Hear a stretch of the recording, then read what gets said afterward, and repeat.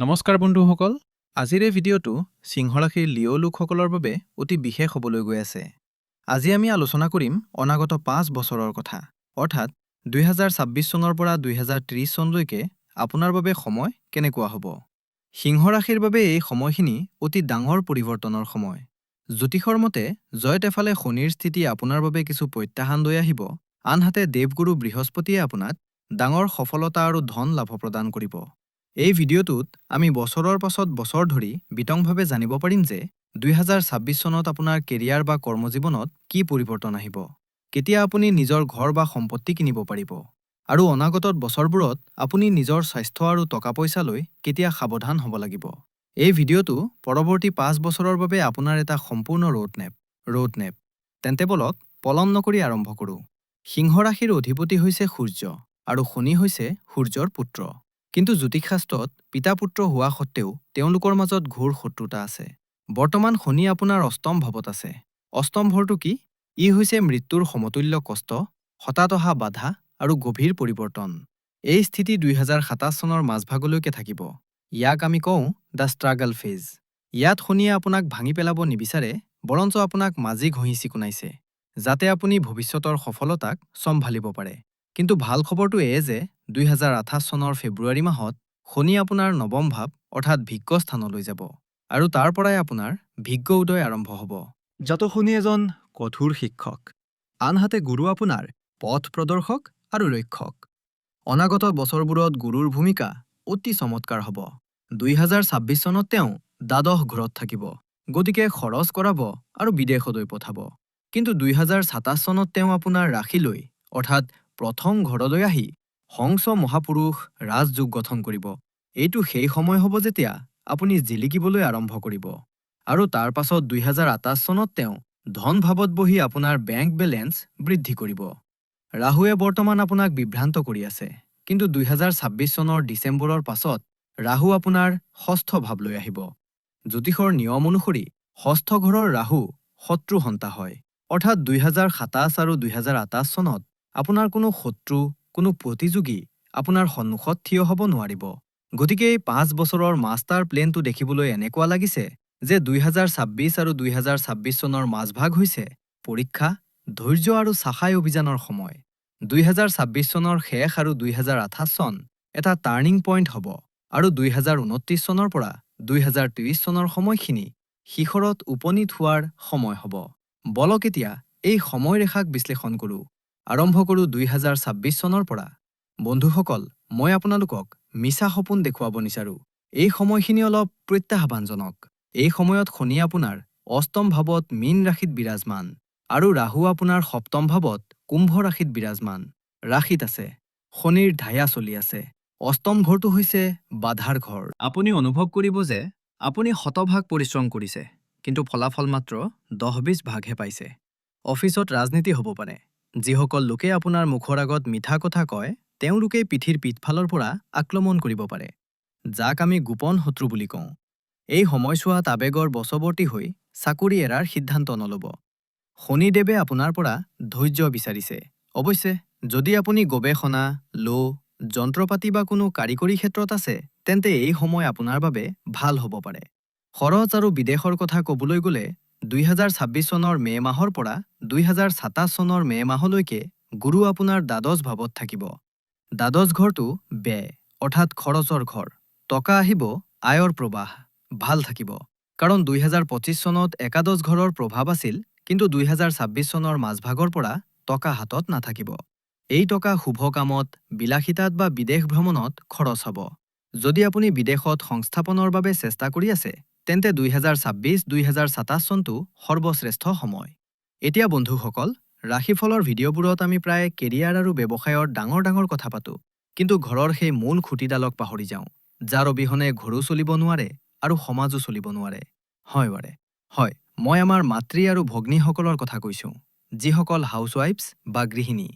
যদি আপুনি এগৰাকী সিংহ ৰাশিৰ গৃহিণী, তেন্তে আপোনাৰ বাবে এই 5 বছৰৰ যাত্ৰা অতি আকৰ্ষণীয় আৰু উত্থান পতনেৰে ভৰা হ'ব। প্ৰথমতে 2026 চনৰ কথা কওঁ। শনি আপোনাৰ অষ্টম ভাৱত বহি আছে। জ্যোতিষত অষ্টম ভাৱ চাহুৰ ফালৰ মানুহ আৰু যৌথ পৰিয়ালৰ সম্পত্তি হয়। শনিৰ ধায়াৰ কাৰণে আপুনি অনুভৱ কৰিব যে আপুনি পৰিয়ালৰ বাবে যিমানেই নকৰক কিয় আপুনি সেই প্ৰশংসা পোৱা নাই যাৰ আপুনি যোগ্য। সচুৰাল পক্ষৰ পৰা ননদ বোৱাৰী বা শাহুৱাইৰ সৈতে সৰু সৰু কথাত মনোমালিন্য বা মানসিক চাপ হ'ব পাৰে। 2026 চনৰ ডিচেম্বৰলৈ ৰাহু সপ্তম ভাৱত আছে। ই আপোনাক মানসিকভাৱে অস্থিৰ কৰি ৰাখিব। আপোনাৰ এনে লাগিব যেন ঘৰৰ চাৰিবেৰে আপোনাক খাবলৈ খেদি আহিছে। স্বামীৰ সৈতে কথা বতৰাতো সমস্যা আহিব পাৰে। মোৰ পৰামৰ্শ এয়াই যে এই সময়ছোৱাত মৌনতাক নিজৰ অস্ত্ৰ বনাওক। ঘৰুৱা ৰাজনীতিত লিপ্ত নহ'ব। 2026 চনৰ মে' মাহৰ পৰা 2027 চনৰ মে' মাহৰ ভিতৰত যেতিয়া গুৰু দ্বাদশ ভাৱত থাকিব, তেতিয়া ঘৰৰ খৰচ হঠাৎ বাঢ়ি যাব। এই খৰচ কাৰোবাৰ বেমাৰত হ'ব পাৰে বা ঘৰ মেৰামতিৰ কামত হ'ব পাৰে। ঘৰৰ বাজেট চম্ভালিবলৈ আপোনাৰ বৰ অসুবিধা হ'ব। টকা হাতলৈ অহাৰ লগে লগেই ওলাই যাব। কিন্তু এই সময় আধ্যাত্মিকতাৰ বাবে অতি উত্তম। যদি আপুনি ঘৰত থাকি পূজা-পাঠ বা ধ্যান আৰম্ভ কৰে, তেন্তে আপুনি অপাৰ মানসিক শান্তি পাব। কিন্তু চিন্তা নকৰিব। 2027 চনৰ মে' মাহত যেতিয়াই গুৰু আপোনাৰ ৰাশিলৈ অৰ্থাৎ প্ৰথম ভাৱলৈ আহিব, ঘৰৰ পৰিৱেশ সম্পূৰ্ণ সলনি হৈ যাব। যিসকল লোকে আপোনাৰ কদৰ কৰা নাছিল, এতিয়া তেওঁলোকেই আপোনাৰ পৰামৰ্শ বিচাৰি আহিব। পৰিয়ালত আপোনাৰ মৰ্যাদা বাঢ়িব। সিংহ ৰাশিৰ মহিলাৰা স্বভাৱতে নেচাৰেল লিডাৰ হয় আৰু গুৰুৱে আপোনাক সেই কৰ্তৃত্ব ঘূৰাই দিব। আৰু 2027-2028 চনত ৰাহু ষষ্ঠ ভাৱত থাকিব, যিটো নকৰ চাকৰৰ ভাৱ। যদি আপুনি ঘৰুৱা সহায়ক বা কাম কৰা মানুহৰ সমস্যাত ভুগি আছিল, তেন্তে সেই সমস্যা এতিয়া দূৰ হ'ব। ঘৰৰ ব্যৱস্থাপনা বৰ সুন্দৰ হৈ পৰিব। আৰু তাৰ পাছত 2028 চনৰ পৰা 2023 চনৰ সময়খিনি আপোনাৰ বাবে স্বৰ্ণযোগ হ'ব। যেতিয়া শনি ভিগ্যস্থানলৈ যাব, তেতিয়া ঘৰত ধৰ্মীয় অনুষ্ঠান হ'ব। আপুনি স্বামীৰ সৈতে কোনো তীৰ্থযাত্ৰা বা দীঘলীয়া ভ্ৰমণলৈ যাব পাৰে। যিহেতু নৱম আৰু দশম ঘৰটোৱে স্বামীৰ কেৰিয়াৰকো প্ৰভাৱিত কৰে, গতিকে 2029-2030 চনত আপোনাৰ স্বামীৰ কেৰিয়াৰত ডাঙৰ উত্থান আহিব, যাৰ ফলত ঘৰৰ আৰ্থিক অৱস্থা অতি মজবুত হ'ব। আপুনি যি সোণ বা সম্পত্তি নিজৰ নামত গঢ়িব বিচাৰিছিল, সেই সপোন এই সময়ছোৱাত পূৰণ হ'ব। গতিকে মোৰ আই আৰু ভনীসকল, 2026 চনত অলপ ধৈৰ্য ধৰক। 2027 চনৰ মে' মাহ অহাৰ লগে লগে চাবিকাঠি আকৌ আপোনাৰ হাতত থাকিব আৰু আপুনি ৰাণীৰ দৰে ঘৰ চলাব। বলক এতিয়া মূল আলোচনালৈ উভতি আহোঁ আৰু সম্পৰ্কৰ বিষয়ে কথা পাতোঁ। সম্পৰ্ক আৰু প্ৰেমৰ কথা ক'বলৈ গ'লে 2026 চনৰ ডিচেম্বৰলৈ ৰাহু সপ্তম ঘৰত আছে। সপ্তম ঘৰটো সংগীৰ পতি-পত্নীৰ। ৰাহু হৈছে ধোঁৱা। ই আপোনাৰ মনত সন্দেহৰ সৃষ্টি কৰিব। আপোনাৰ এনে লাগিব যে আপোনাৰ সংগীয়ে আপোনাৰ পৰা কিবা লুকাই আছে। সৰু সৰু ভুল বুজাবুজিয়ে ডাঙৰ কাজিয়াৰ ৰূপ ল'ব পাৰে। মোৰ পৰামৰ্শ এয়াই যে নিজৰ সম্পৰ্কত কোনো তৃতীয় ব্যক্তিৰ হস্তক্ষেপ হ'বলৈ নিদিব। এইটো কেৱল গ্ৰহৰ খেল। ইয়াক সত্য বুলি ভাবি সম্পৰ্ক নাভাঙিব। এতিয়া আমি সেই সময়লৈ আহিছোঁ, য'ত বতাহৰ দিশ সলনি হ'ব। অৰ্থাৎ 2025 চনৰ মাজভাগ। ইয়াত দুটা অতি ডাঙৰ ঘটনা ঘটিব। প্ৰথমতে, ৰাহুৰ ৰাৰিৱৰ্তন। 2025 চনৰ ডিচেম্বৰৰ পাছত ৰাহুৱে সপ্তম ঘৰ এৰি ষষ্ঠ ঘৰলৈ অৰ্থাৎ মকৰ ৰাশিলৈ আহিব। বন্ধুসকল, ষষ্ঠ ঘৰৰ ৰাহু এক বৰদান। ইয়াক শত্ৰুহন্তা যোগ বোলা হয়। যদি কোনো পুৰণি আদালতৰ গোচৰ চলি আছে, তেন্তে ৰায় আপোনাৰ পক্ষত আহিব। যদি কোনো বেমাৰ ধৰা পৰা নাছিল, তেন্তে এতিয়া তাৰ চিকিৎসা পোৱা যাব। যদি আপুনি চৰকাৰী চাকৰি বা কোনো প্ৰতিযোগিতামূলক পৰীক্ষাৰ বাবে প্ৰস্তুতি চলাই আছে, তেন্তে এইটো সোণালী সময়। জয় আপোনাৰেই হ'ব। দ্বিতীয়তে, গুৰুৰ লগ্নত আগমন। 2027 চনৰ মে' মাহত দেৱগুৰু বৃহস্পতিয়ে আপোনাৰ নিজৰ ৰাশি সিংহ ৰাশিত প্ৰৱেশ কৰিব। প্ৰথম ঘৰটো হৈছে আপুনি নিজে। যেতিয়া গুৰু ইয়ালৈ আহে, তেতিয়া তেওঁ হংস মহাপুৰুষ ৰাজযোগ সৃষ্টি কৰে। আপোনাৰ আত্মবিশ্বাস ঘূৰি আহিব। আপোনাৰ ব্যক্তিত্বত এক অদ্ভুত চমক আহিব। মানুহ আপোনাৰ প্ৰতি আকৰ্ষিত হ'ব। আপুনি সাজপাৰ কৰি থাকিবলৈ ভাল পাব। গুৰুৰ পঞ্চম, সপ্তম আৰু নৱম দৃষ্টিয়ে আপোনাৰ জীৱনক সন্তুলিত কৰি দিব। যিবোৰ সমস্যা আছে, এইবাৰে সলসন্তুলিত কৰি দিব। যিবোৰ সম্পৰ্ক 2026 চনত বেয়া হৈছিল, এতিয়া সেইবোৰ ভাল হৈ যাব। বিয়াৰ যোগ সৃষ্টি হ'ব। সন্তানৰ সুখ লাভ কৰিব। আৰু এতিয়া সেই সময়ৰ কথা পাতোঁ, যাৰ বাবে আপুনি আগ্ৰহেৰে অপেক্ষা কৰি আছে। 2028, 2029 আৰু 2030। 2028 চনৰ ফেব্ৰুৱাৰী মাহত শনিদেৱে অষ্টম ঘৰ এৰি নৱম ঘৰলৈ অৰ্থাৎ মেষ ৰাশিলৈ প্ৰৱেশ কৰিব। নৱম ঘৰটো হৈছে ভাগ্য আৰু ধৰ্ম। ইয়াত এটা কাৰিকৰী কথা বুজি লওক। মেষ ৰাশিত শনিক নীচ বুলি ধৰা হয়। বহুতো জ্যোতিষীয়ে আপোনাক ভয় খুৱাব যে শনি নীচ হৈ গৈছে, ভাগ্য ডুবি যাব। কিন্তু নহয়, সিংহ ৰাশিৰ বাবে নিয়মটো বেলেগ। মেষ ৰাশিৰ অধিপতি মঙল, আৰু মঙল সিংহ ৰাশিৰ বাবে যোগকাৰক গ্ৰহ। সেয়েহে শনিয়ে ইয়াত আপোনাক বেয়া ফল নিদিব। বৰঞ্চ শনিয়ে আপোনাক এইটো শিকায় যে ভাগ্যৰ ভৰসাত বহি নাথাকিবা, কৰ্ম কৰা, আৰু ভিগ্য তোমাৰ পিছে পিছে দৌৰিব। যিমান সোনকালে আমি 2029 চনৰ আগষ্ট মাহত উপস্থিত হ'ম, শনিয়ে আপোনাৰ দশম ভাৱ অৰ্থাৎ বৃষ ৰাশিত গোচৰ কৰিব। দশম ভাৱ অৰ্থাৎ কৰ্ম, কেৰিয়াৰ, দেউতা আৰু সামাজিক মৰ্যাদা।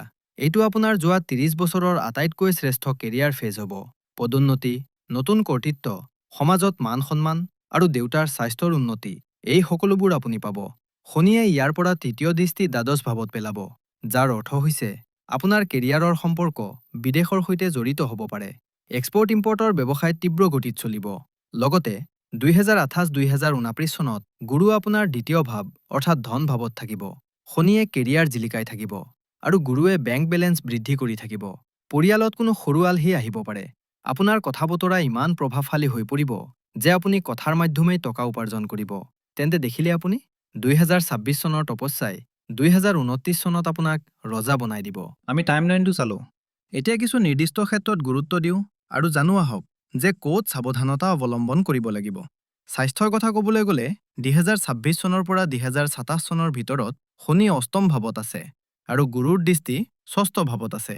এই সময়খিনি হাড় গাঁঠিৰ বিষ আৰু পেটৰ বাবে সংবেদনশীল। সিংহ ৰাশিয়ে হৃদয় আৰু মেৰুদণ্ডকো বুজায়।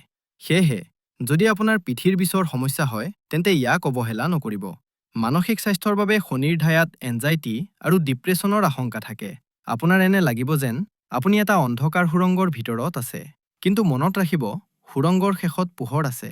ধন আৰু সম্পত্তিলৈ এটা ডাঙৰ সতৰ্কবাৰ্তা আছে। 2028 চনৰ পৰা 2030 চনৰ ভিতৰত যেতিয়া শনি নৱম ভাৱত থাকিব, তেতিয়া সম্পত্তি, মাটি বা গাড়ী কিনাত একেবাৰে খৰখেদা নকৰিব। শনি ইয়াত নিজ অৱস্থাত আছে। যদি আপুনি কাগজ পত্ৰ ভালদৰে পৰীক্ষা নকৰাকৈ চহী কৰে বা খৰখেদাকৈ ডিল কৰে, তেন্তে টকা ফচিব পাৰে। অৱশ্যে সোণ কিনাটো আপোনাৰ বাবে অতি শুভ হ'ব, বিশেষকৈ 2027 চনলৈকে। সম্পৰ্কত যদি আপুনি বিবাহিত, তেন্তে 2026 চনত সন্দেহক ঘৰত সোমাব নিদিব। যদি আপুনি অবিবাহিত, তেন্তে 2027 চনৰ মাজভাগ আৰু 2028 চন আপোনাৰ বাবে বিয়াৰ বতৰা লৈ আহি আছে। বন্ধুসকল, সমস্যা থাকিলে তাৰ সমাধানো আছে। আৰু বৈদিক জ্যোতিষত উপায়ৰ অৰ্থ অন্ধবিশ্বাস নহয়, বৰঞ্চ নিজৰ শক্তিগ্ৰহৰ ফ্ৰিকুৱেঞ্চিৰ সৈতে মিলোৱাহে। পৰৱৰ্তী কেইবছৰমানৰ বাবে মই আপোনাক 3টা মহা উপায় কৈছোঁ। উপায় নম্বৰ 1 হৈছে শনিৰ শান্তি। যিহেতু আপুনি শনিৰ ঢায়া আৰু অষ্টম ঘৰৰ প্ৰভাৱত আছে, আপুনি শনিক শান্ত কৰি ৰখাটো অপৰিহাৰ্য। ইয়াৰ বাবে আটাইতকৈ সঠিক উপায় হৈছে শ্ৰী ৰামচৰিতমানসৰ সুন্দৰকাণ্ড। ইয়াত এটা বিশেষ প্ৰসংগ আছে, বিভীষণ শৰণাগতি, যিটো দোহা 42ৰ পৰা 49লৈকে আছে। যেতিয়া বিভীষণ ৰামৰ শৰণলৈ আহিছিল, তেতিয়া তেওঁ প্ৰতিটো ভয়ৰ পৰা মুক্তি পাইছিল। আপুনিও সদায় এই চপাইবোৰ পাঠ কৰিব লাগে। ই আপোনাক শত্ৰু আৰু শনিৰ প্ৰকোপৰ পৰা ৰক্ষা কৰিব। এইটো ৰামবাণ চিকিৎসা। ইয়াৰ উপৰিও সদায় সূৰ্যাস্তৰ পাছত 108 বাৰ অ-প্ৰাং প্ৰিং প্ৰং শ শনিশ্বৰায় নমঃ মন্ত্ৰ জপ কৰিব। উপায় নম্বৰ 2 হৈছে ৰত্ন। সিংহ ৰাশিৰ বাবে মঙল আটাইতকৈ শুভ গ্ৰহ। আপুনি এটা ভাল মানৰ প্ৰবাল বা মঙলৰ বাবে ৰত্ন পিন্ধিব পাৰে। ই আপোনাক সাহস দিব, সম্পত্তিৰ সুখ দিব আৰু শনিৰ নিজ দৃষ্টিৰ পৰা ৰক্ষা কৰিব। কিন্তু মনত ৰাখিব, ৰত্ন পিন্ধাৰ আগতে নিজৰ জন্মকুণ্ডলী কোনো বিদ্বান জ্যোতিষীক নিশ্চিতভাৱে দেখুৱাই ল'ব। আৰু উপায় নম্বৰ 3, যিটো আটাইতকৈ ডাঙৰ উপায়, মুখা খুলি দিয়ক।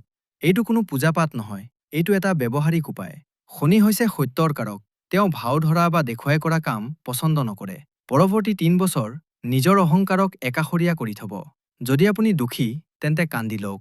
যদি আপোনাক সহায় লাগে, তেন্তে বিচাৰক। আমি ৰজা ধৰণৰ মনোভাৱ অলপ কম কৰক আৰু নম্ৰতা অৱলম্বন কৰক। আপুনি যিমানেই তললৈ হাউলিব, শনিয়ে আপোনাক সিমানেই ওপৰলৈ উঠাব। তো বন্ধুসকল, এয়া আছিল সিংহ ৰাশিৰ 2026 চনৰ পৰা 2030 চনলৈকে মহা ভৱিষ্যৎবাণী। সামৰণিতো ক'ব পাৰি যে ৰাস্তাটো অলপ খলা বোমা হ'ব পাৰে, বিশেষকৈ আৰম্ভণিতে। 2026 আৰু 2027 চনৰ আধা অংশই আপোনাৰ পৰা ঘাম আৰু পৰিশ্ৰম বিচাৰিব। কিন্তু যেতিয়াই আপুনি এই তপস্যা সম্পূৰ্ণ কৰিব, 2028, 2029 আৰু 30 চনত নিয়তিয়ে আপোনাক সেই সকলোবোৰ ঘূৰাই দিব যি আপুনি হেৰুৱাইছিল, সুদ সহকাৰেৰে। এটা সিংহই যেতিয়া চিকাৰৰ বাবে দুখোজ পিছুৱাই যায়, তেতিয়া সি ভয় নাখায়, সি জঁপিয়াই আক্ৰমণ কৰাৰ প্ৰস্তুতি চলায়। আপুনি বৰ্তমান সেই একেই পৰ্যায়ত আছে। নিজৰ ওপৰত বিশ্বাস ৰাখক, মহাদেৱৰ ওপৰত ভৰসা ৰাখক। যদি আপোনাৰ এই ভিডিঅ'টো আৰু এই গভীৰ বিশ্লেষণ ভাল লাগিছে, তেন্তে ভিডিঅ'টোত লাইক নিশ্চয় কৰিব। তলত কমেণ্টত লিখক জয় শনিদেৱ বা হৰ হৰ মহাদেৱ, যাতে পজিটিভ এনাৰ্জি বৰ্তি থাকে। আপোনাৰ সিংহ ৰাশিৰ বন্ধু আৰু পৰিয়ালৰ সৈতে ইয়াক শ্বেয়াৰ কৰক, কাৰণ তেওঁলোকক এই পথ নিৰ্দেশনাৰ প্ৰয়োজন হ'ব পাৰে। চেনেলটো ছাবস্ক্ৰাইব কৰিবলৈ নাপাহৰিব, কাৰণ আমি আপোনাৰ বাবে এনেকুৱা বিতং বিশ্লেষণ লৈ আহি থাকিম। সুখে থাকক, সুস্থ থাকক আৰু নিজৰ মুখা খুলি মুকলিমূৰীয়াকৈ জীয়াই থাকক। পৰৱৰ্তী ভিডিঅ'লৈকে হৰ হৰ মহাদেৱ।